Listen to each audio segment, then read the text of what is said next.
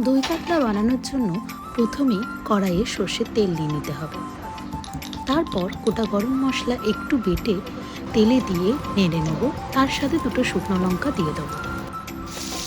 এরপরে পেঁয়াজ আদা রসুন বাটা ও তার সাথে লঙ্কাও বেটে ওর মধ্যে দিয়ে দেবো, দিয়ে ভালো করে মশলাটাকে আমরা কষে নেব।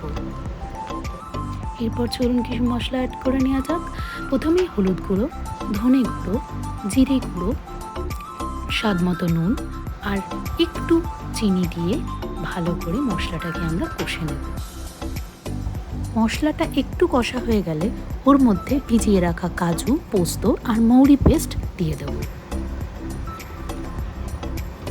সব কটা উপকরণ আমরা ভালো করে মিশিয়ে নেব। টক দইটাকে ভালো করে ফেটিয়ে নিয়ে আমরা মশলাটাকে ভালো করে ঢেকে কষবো।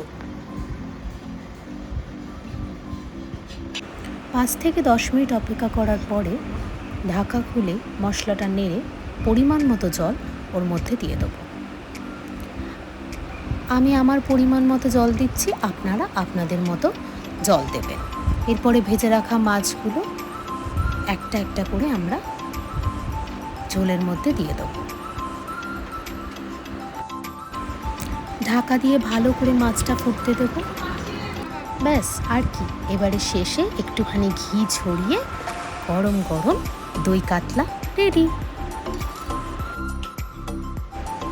আপনারা সার্ভিং বলে তুলে গরম গরম ভাতের সাথে দই কাতলা খান আর উপভোগ করুন।